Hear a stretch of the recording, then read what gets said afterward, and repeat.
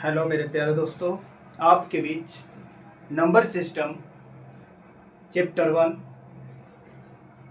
Math का, जो काफ़ी इम्पोर्टेंट भी है और परीक्षा में यहाँ से क्वेश्चन बनने की संभावना सबसे ज़्यादा रहती है। और इसी कॉन्सेप्ट को समझने के लिए बिल्कुल आसान भाषा में फुल कॉन्सेप्ट को इस वीडियो के माध्यम से आपके पास भेजने का प्रयास कर रहे हैं मेरे दोस्तों। और वीडियो अच्छे लगने पर दोस्तों के पास शेयर करना ना भूलें और इस छोटे से परिवार में जुड़ने के लिए चैनल को सब्सक्राइब कर लें ताकि आप अगले वीडियो का लाभ उठा पाएं। आइए चलते हैं नंबर सिस्टम की ओर। नंबर सिस्टम जो होती है संख्या के वर्गीकरण के आधार पर बांटा जाता है, जिसमें सम्मिश्र संख्या होती है। सम्मिश्र संख्या दो संख्याओं का मिश्रण होता है। सम्मिश्र संख्या क्या होता है? दो संख्याओं का क्या होता है? मिश्रण होता है। जैसे सम्मिश्र संख्या की बात करें, a प्लस आयोटा b होता है सम्मिश्र संख्या, जिसमें a है वास्तविक संख्या और इमेजिनरी जो नंबर है ib, जिसे आयोटा के नाम से जानते हैं। आयोटा बोलते हैं, आई नहीं बोलते, आयोटा बोलते हैं। आयोटा b जो एक इमेजिनरी नंबर है। सम्मिश्र संख्या एक भाग होता है वास्तविक संख्या और एक भाग होता है काल्पनिक संख्या। काल्पनिक संख्या जो होती है ना, जिसे आप अक्ष पर जिसे दर्शा नहीं सकते हैं। जैसे इसका मान होता है रूट अंडर -2 या रूट अंडर -5। यह क्या होता है? रूट में माइनस में होता है, इसलिए इसको अक्ष पर नहीं दर्शाया जा सकता है। वास्तविक संख्या वह संख्या होती है जिसे आप अक्ष पर दर्शा सकते हैं। क्या होता है? वास्तविक संख्या वह संख्या होती है जिसे अक्ष के अनुसार इसे दर्शा सकते हैं। अब चलते हैं, वास्तविक संख्या क्या है? वास्तविक संख्या तो आप जान गए हैं कि जो अक्षों पर दर्शाया जाता है वह क्या है? वास्तविक संख्या है, रियल नंबर है। रियल नंबर भी दो तरह के होते हैं, एक परिमेय संख्या होती है और एक अपरिमेय संख्या होती है।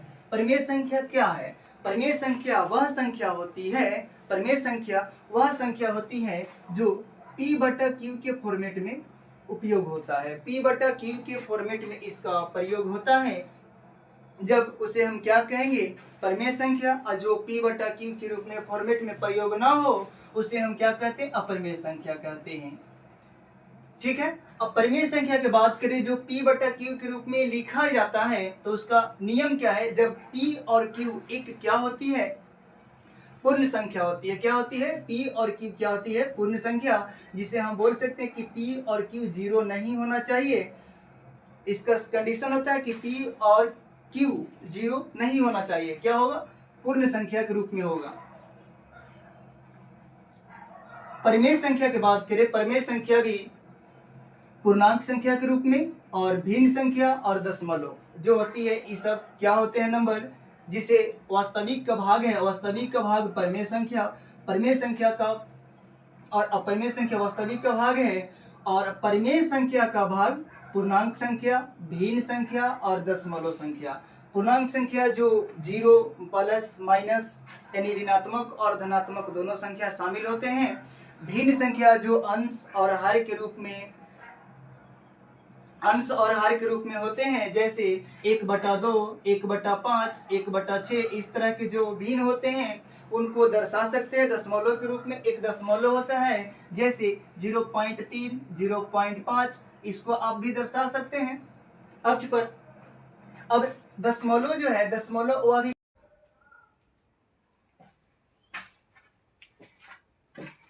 चलिए दशमलव संख्या,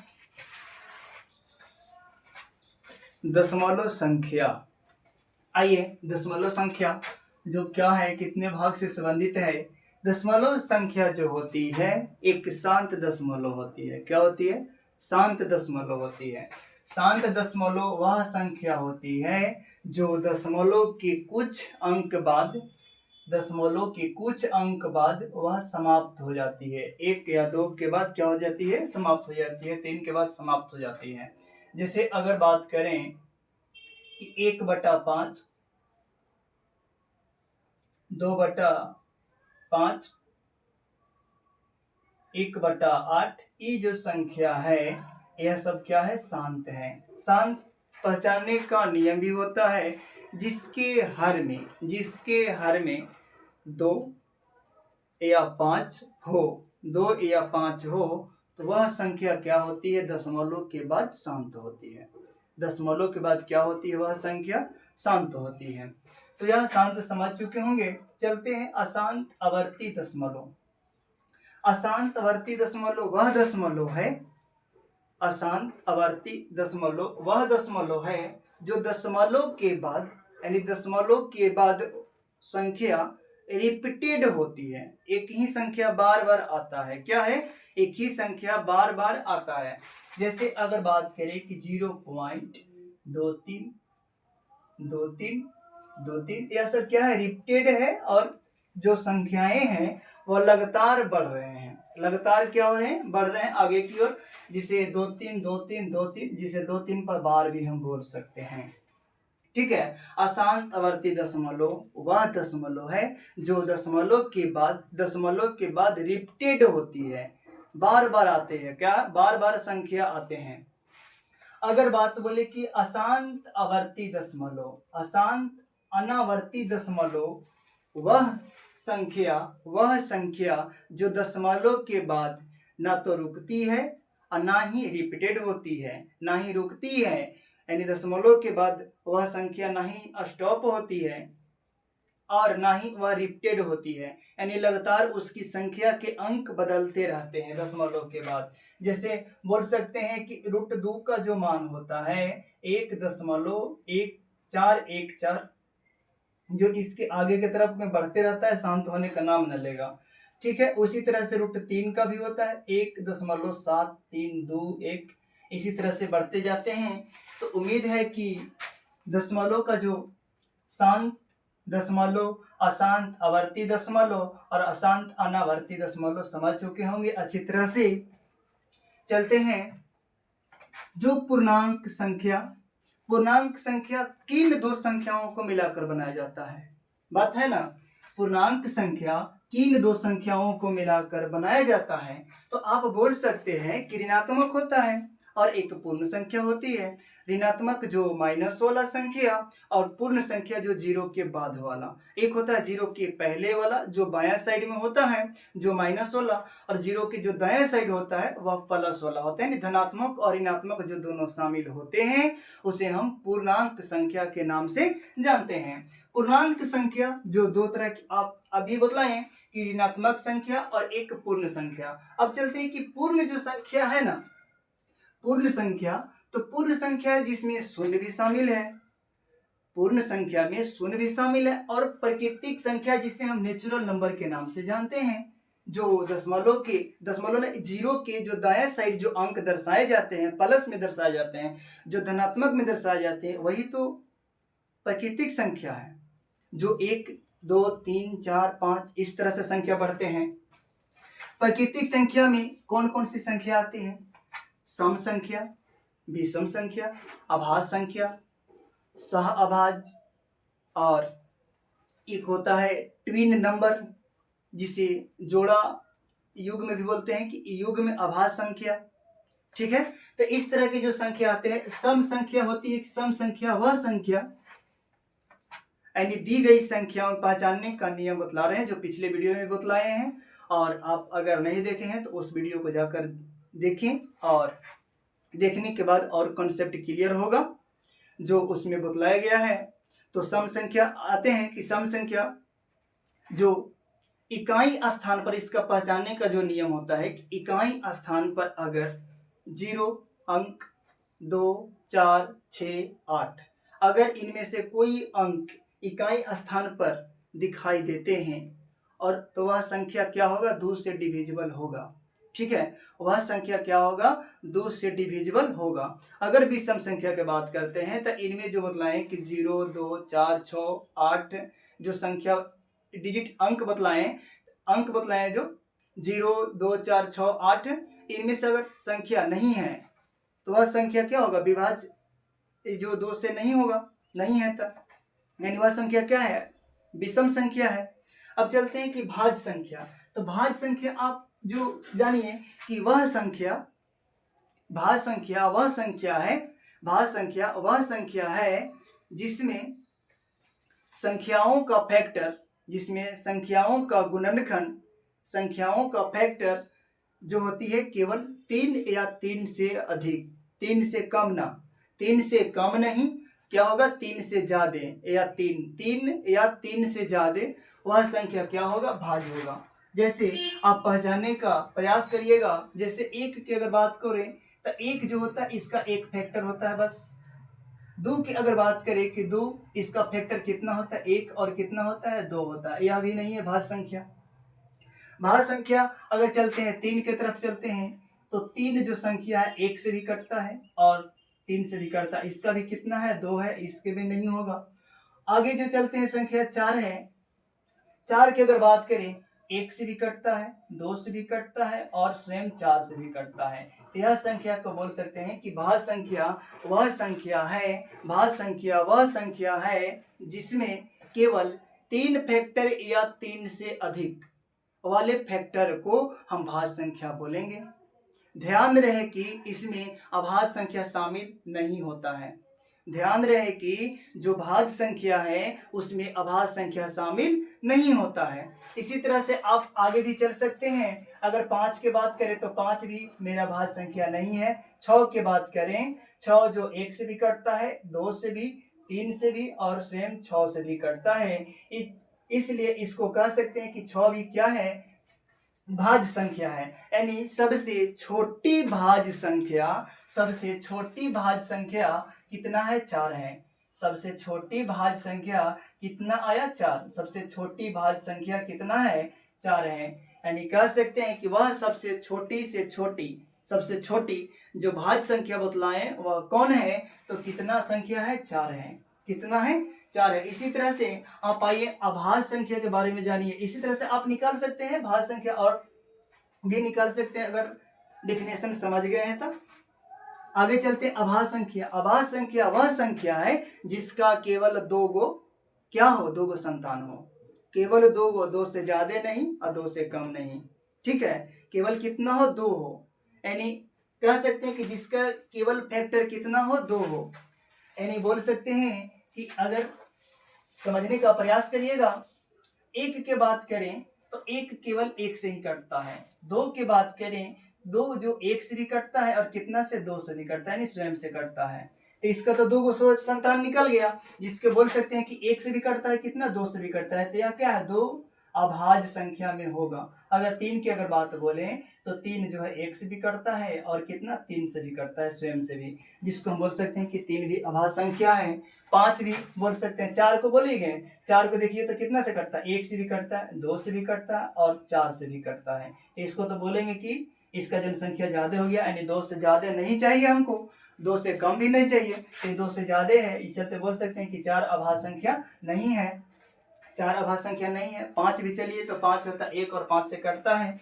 इस तरह से आप पिछले वीडियो में बतलाया गया है, आप जाकर उन वीडियो को अच्छी तरह से देख लें। और चलते हैं, जो अभाज्य संख्या है यह 2 तरह के होते हैं। सह अभाज्य संख्या क्या है, एक सह अभाज्य संख्या क्या है, एक सह अभाज्य संख्या।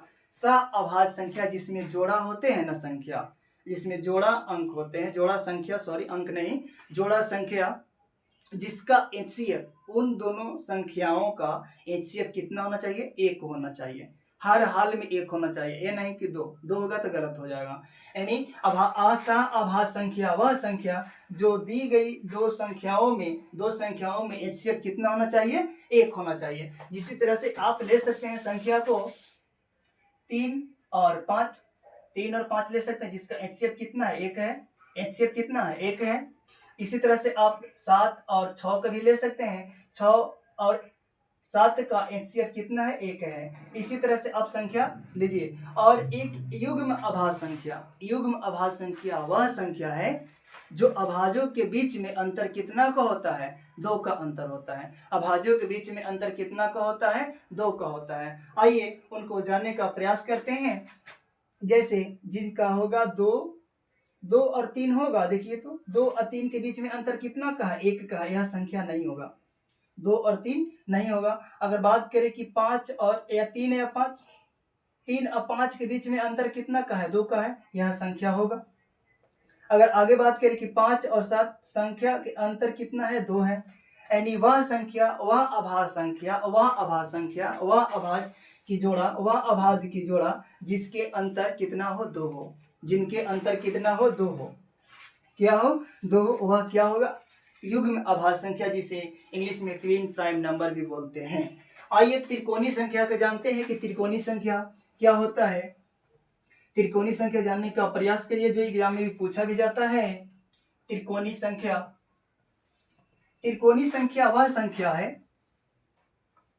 त्रिकोणीय संख्या जिसमें संख्याओं के क्रम से अगर बात करें, त्रिकोणीय संख्या, त्रिकोणीय संख्या अगर बात करें n इंटू n प्लस 1 पर निकाल लीजिए इसको।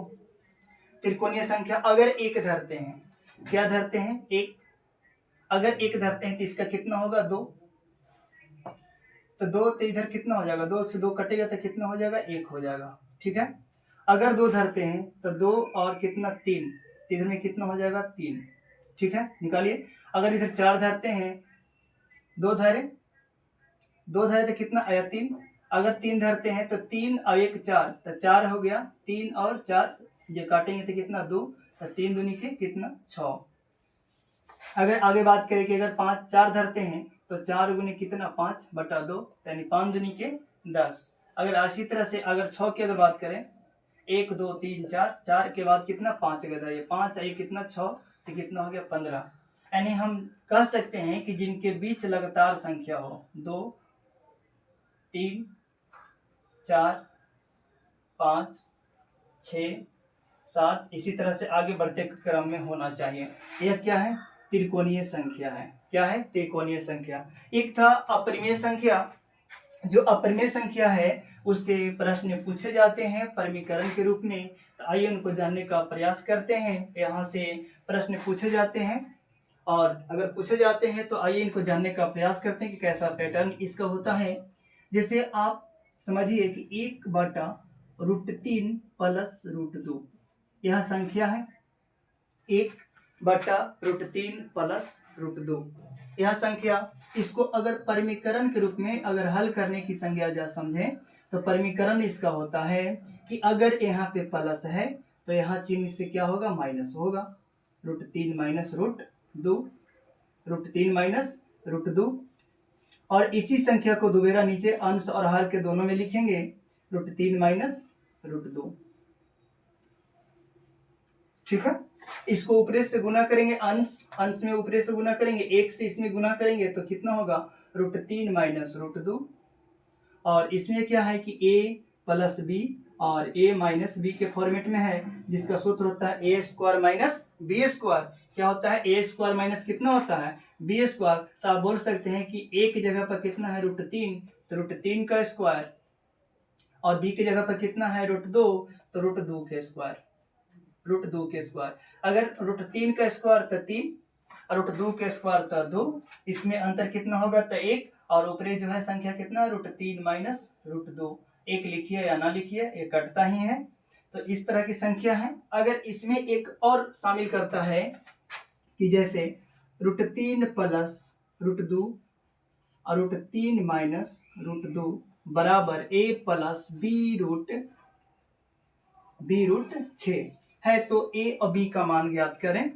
आइए इनको जानने का प्रयास करिए, समझने का प्रयास करिएगा। जो संख्या इसी तरह से इनका क्या करिए? प्लस है तो माइनस, माइनस है तो प्लस रख के गुना करिए इनको।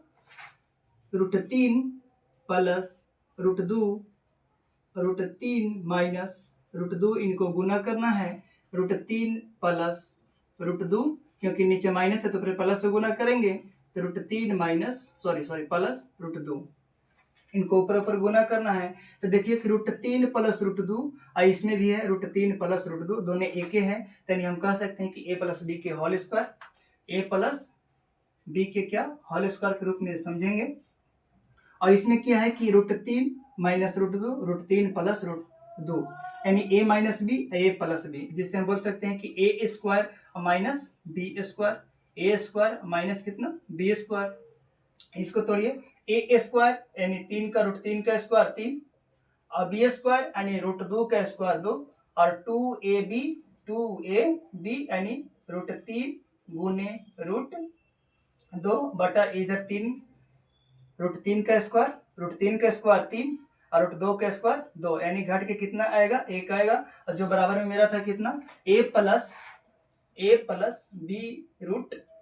b√6, इसको 3 2 5 और 2 और 3 दूनी के अंदर अंदर गुना करिए, रूट में है था 3 दूनी के 6, यानी a प्लस b√6, यानी एक जो रूट वाला के रूट साथ करिए कंपेयर, तुलना करिए। और a जो है बाहरी है, यानी a के मान कितना है 5 है, a के मान कितना है 5, और b के मान कितना है 2 है, b के मान कितना है 2 है। इसी तरह से प्रश्न पूछे जाते हैं क्या, और अगर बनाना चाहते हैं तो आप बनाइए और कमेंट बॉक्स में आंसर को लिखें।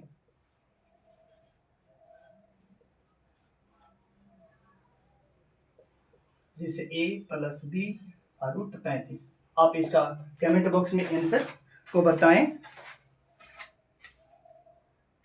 संख्या कहते हैं क्या, गिनती को प्राकृतिक संख्या, जैसे 1 2 3 4 5 6, ऐसी बढ़ते क्रम में जाइए अनंत तक प्लस में 1 2 3 4 5 6, आगे की तरफ प्राकृतिक संख्या।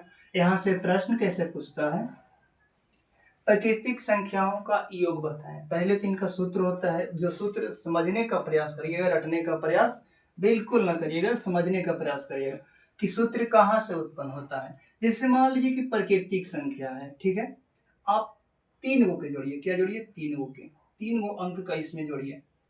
इसका अंक कितना है 1 2 3 और 3 कितना 6, इनका योग कितना होगा 6 हुआ। ठीक है, प्राकृतिक संख्याओं का 3 में जो 3 गो संख्या थे, 3 गो संख्याएं, इनको जोड़ने पर कितना आया योगफल 6 आया। तो इनको कैसे लिख सकते हैं, कितना संख्या था 1 2 3, कितना था 1 2 3, और एक बढ़ा के लिखना है, क्या है एक बढ़ा के लिखना है, यानी 1 2 3, तो कितना लिखना है 4, यानी बोल सकते हैं कि बटा में कितना 2, तो 3 दूनी के 6, 3 दूनी के 6 हो जाएगा, काट के कितना हो जाएगा 6 हो जाएगा। यानी हम बोल सकते हैं कि लगातार, यानी प्राकृतिक संख्या के लगातार 3 संख्याओं तक योग कितना होगा 6 होगा। इसी तरह से आप 6 संख्याओं का ले सकते हैं, 6 संख्याओं में चलिए कि यहाँ तक 6 था, 6 4 10, 10 और 5 15 और 15 और 6 21, 15 और 6 21, इनको कैसे आन, अब बार बार तो जोड़ते नहीं ना रहेंगे, इनको एक शॉर्ट फॉर्मेट में होता है 1 2 3 4 5 1 6, 6 लिखना है और एक आगे की तरफ बढ़ा के लिखना है, यानी 6 प्लस 7 बटा कितना 2, इसको काटेंगे तो कितना 17 के 21, यानी योग कितना आ गया 21 आ गया। यानी यहीं से फार्मूला आप समझ चुके होंगे, कॉन्सेप्ट को बिल्कुल समझ चुके होंगे आसान भाषा में, और समझने का भी प्रयास करिएगा, क्योंकि सूत्र अक्सर परीक्षा में भूल जाते हैं, तो क्या आएगा काम, कॉन्सेप्ट ही काम आएगा ना। इसी तरह से आप खुद से बनाइए, ऐसा नहीं कि रटा रटाया चीज है, आप खुद से बनाने का प्रयास करिए, सीखने का प्रयास करिए, आपको ही फायदा होगा और कॉन्फिडेंस भी आएगा। जो रटा रटाया चीज से आदमी अक्सर भूल जाते हैं, क्या करते हैं परीक्षाओं में, एग्जामों में अक्सर क्या करते हैं भूल जाते हैं। तो आइए, इनको क्या होता है कि n इंटू n प्लस 1 बटा कितना 2 होता है, यानी लगातार आप कितना भी संख्या को निकालिए, 10 निकालिए, 20 निकालिए, 50 निकालिए, 100 निकालिए, 103 निकालिए, 105 निकालिए, इन संख्याओं का योग जो निकलेगा इन्हीं जो n इंटू n प्लस 1 बटा कितना 2, n इंटू, फिर से प्राकृतिक संख्याओं को जो लगातार संख्या होती है उनको अगर योग आप निकालते हैं तो उनका सूत्र होता है जो आप बिल्कुल समझ चुके होंगे बिल्कुल आसान भाषा में कॉन्सेप्ट के माध्यम से कि n into n plus one बटा कितना 2 है। ठीक है, n into n plus one बटा कितना 2 है। ठीक है, यहाँ तक चलते हैं। अब चलते हैं कि सम संख्या क्या है। सम संख्या अब कैसे जानिएगा, सम संख्या कैसे निकालिएगा, तो आइए उनका भी कॉन्सेप्ट समझिए। सम संख्या जो है, जो सम संख्या बात करें कि 2 होता है, 4 होता है, 6 होता है और 8 होता है, 10 होता है, इसी तरह से आगे आइए। अगर आप बात करिएगा कि पहली संख्या हमको निकालना है, क्या निकालना है, पहली संख्या, क्या निकालना है, पहली संख्या, क्या निकालना है, पहली संख्या, यानी हम बोल सकते हैं कि 2n, क्या निकालना है, 2n, 2n, जिसे बोल सकते हैं कि अगर पहली संख्या हमको अगर सम संख्या निकालना है, क्या पहली सम संख्या, तो क्या कर सकते हैं कि 2 गुना कितना 1, सम है ना, उमें था कि जो प्राकृतिक संख्या था 1 रखे थे ना उसमें, इसमें क्या है कि 2 सम संख्या है तो 2, और इसमें क्या पहली संख्या निकालना है तो 1 से गुना, दूसरी संख्या निकालना है तो 2 से गुना, तीसरी संख्या निकालना है तो 3 से गुना, पांचवी संख्या निकालना है तो 5 से गुना, 2 में कितना 5 यानी 10, यानी गुनिए 1 2 3 4 1 5।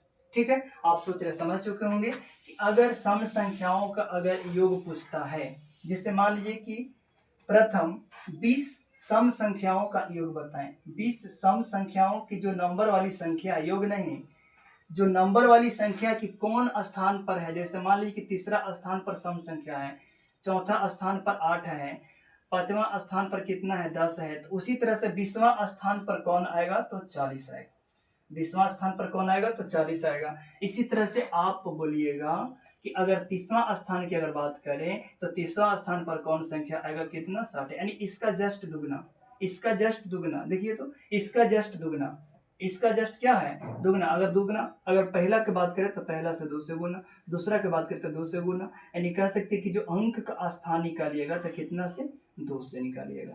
ठीक है, कितना से निकालिएगा 2 से निकालिएगा। अगर इनको योग निकालना है तो उनका भी फॉर्मूला होता है, जिससे आप योग निकालने का प्रयास करिए कि अगर मान लीजिए कि आप तीनों को लीजिए, क्या लीजिए तीनों, यानी कह सकते हैं कि 2 और 4 6 और 6 और कितना हो जाएगा 12, कितना होगा 12, यानी आप बोल सकते हैं 1 2 3, यानी कितना संख्या है 3, और एक बढ़ा के लिखना है, कितना लिखना है, एक बढ़ा के, 3 के बाद कितना आएगा, एक जोड़ने के बाद 4 आएगा, यानी जो संख्या का योग निकालना है, फिर से समझिएगा, अगर नंबरिंग स्थान अगर निकालना है तो 2n, सम संख्या का अगर स्थान निकालना है तो 2n होगा, और अगर सम संख्याओं का योग निकालना है तो n into n plus one, n into n plus one. ध्यान दीजिएगा, यहाँ पे कॉन्सेप्ट है, कॉन्सेप्ट समझने का प्रयास करिएगा, क्वेश्चन अपने आप क्रिएट होता है।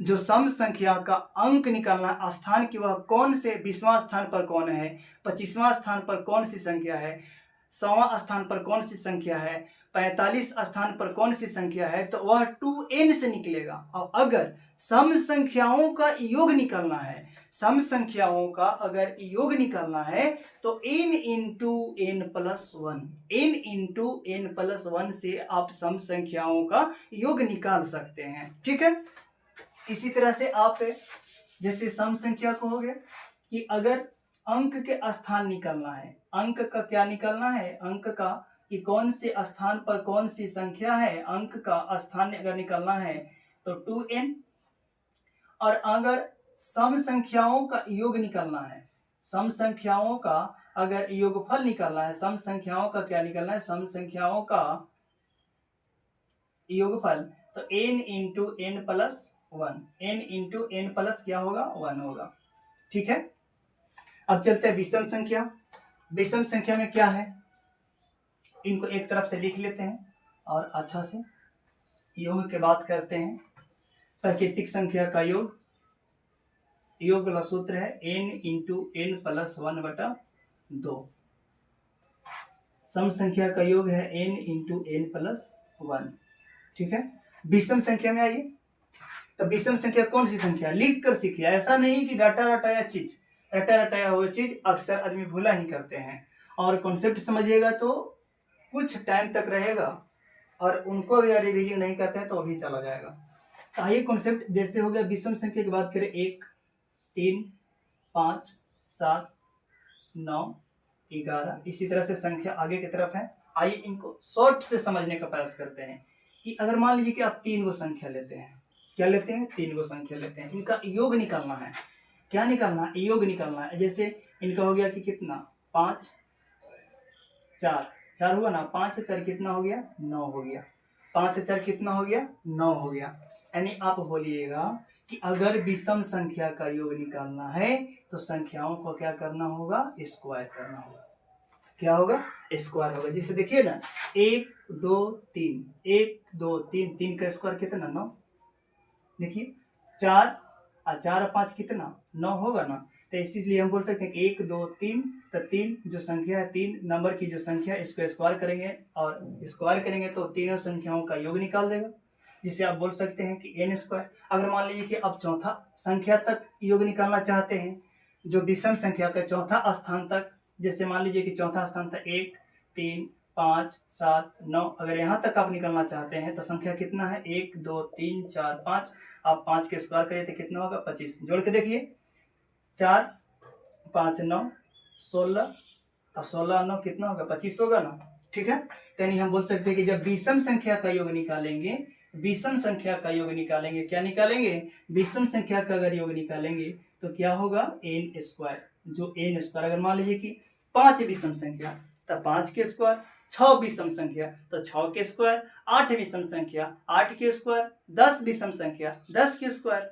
ठीक है, अब चलते हैं सम वर्ग संख्या का अगर निकालना। वर्ग संख्या अगर रहेगा, क्या रहेगा? वर्ग संख्या। क्या रहेगा? वर्ग संख्या। जैसे एक वर्ग संख्या का प्राकृतिक वर्ग संख्या जिसे बोल सकते हैं वर्ग संख्याओं का योग, वर्ग संख्याओं का योग। तो इनका आप सूत्र तो अच्छी तरह से भी जानकारी होंगे, n into n plus 1 into 2n plus 1 by कितना? 6। ठीक है, घन संख्या की अगर बात करें, n इंटू n प्लस 1 बट्टा कितना? 2 के होल स्क्वायर। ठीक है, इसी तरह से संख्या होते हैं। अगर इसमें एक और फॉर्मेट जो अभी पैटर्न में पूछे जा रहे हैं प्रश्न, जैसे कह सकता है कि 148 का 148 जो संख्या प्राकृतिक संख्याओं का औसत ज्ञात करें। क्या कहेगा? 148 दूसरा टाइप से समझा रहे हैं। जो अगर प्रश्न कहता है कि प्रथम प्राकृतिक संख्याओं में 148 का औसत निकालें, कितना होगा? प्रथम 148 जो संख्या, उसमें विषम संख्या का औसत कितना होगा? तो आइए एवरेज वाला जो होता है यहाँ पर बैठाने का प्रयास करिएगा। अगर एवरेज की अगर बात करें तो अगर एवरेज में अगर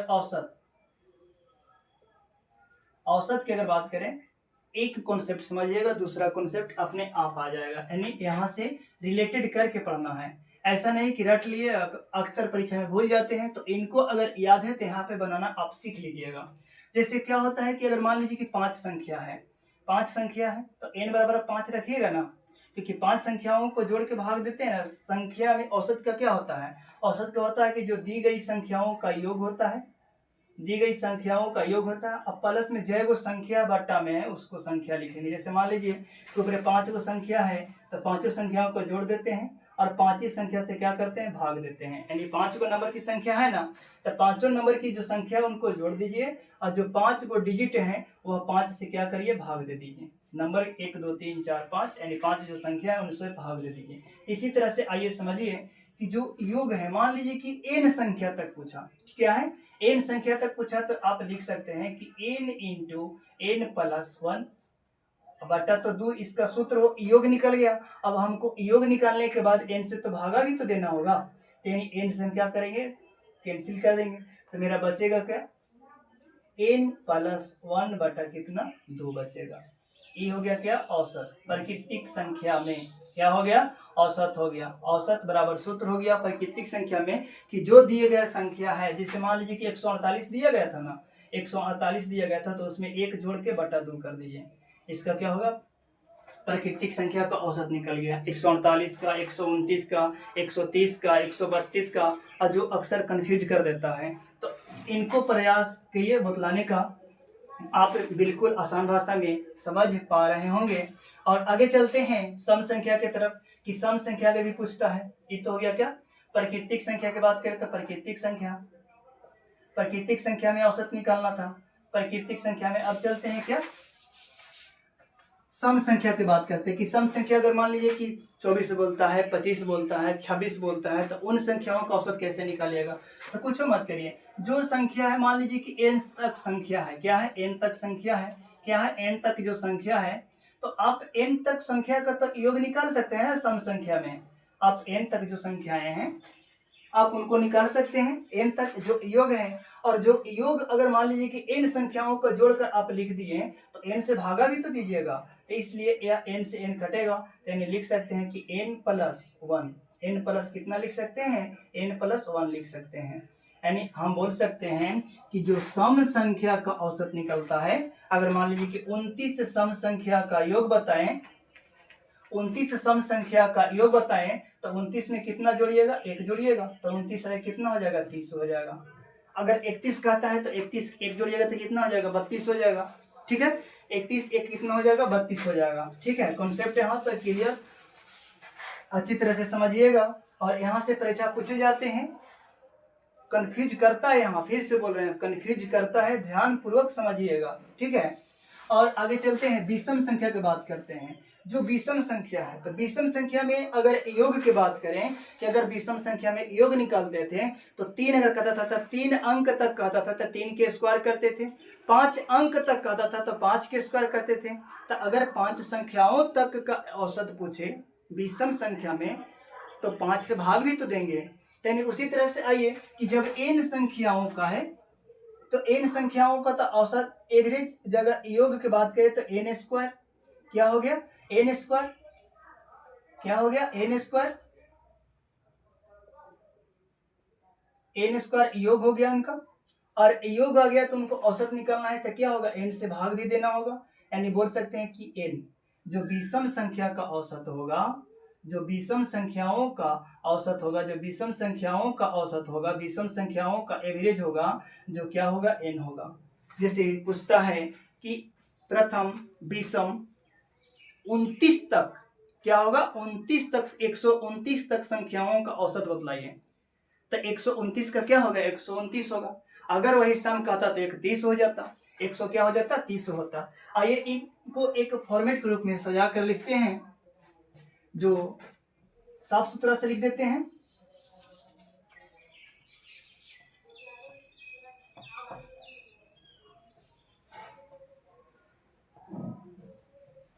जैसे में प्राकृतिक संख्या की अगर बात करें कि अगर योग की बात करें हम n इंटू n प्लस 1 बटा कितना 2।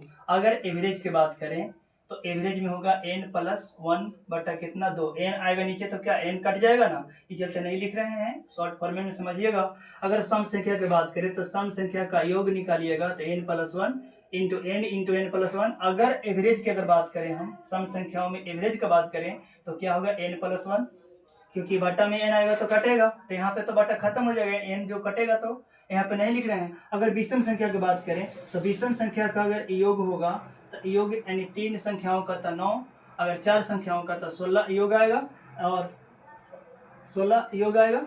उसी तरह से आप अगर एवरेज की अगर बात करते हैं तो एवरेज में क्या होगा, अगर n से भागा देंगे इनको, यहाँ पे n स्क्वायर से अगर n स्क्वायर को n से अगर भागा देंगे तो क्या बचेगा, n बचेगा। और यह काफी एग्जामों में पूछे जा रहे हैं, वीवीआई कर लीजिए, इनको पूछा जाता है, यहाँ से क्वेश्चन पूछा जाता है और अक्सर बच्चे कंफ्यूज होते हैं सूत्र के लेकर। सूत्र जो बिल्कुल आसान भाषा में आपको एग्जाम्पल के माध्यम से बतलाए हैं। वीडियो अच्छी लगने पर दोस्तों के पास शेयर करना ना भूलें, और इसी कॉन्सेप्ट को क्लियर करने के लिए इस छोटे सा परिवार में जुड़ने के लिए थैंक्स। और अगले वीडियो के लिए मिले, चैनल को सब्सक्राइब करके रखें।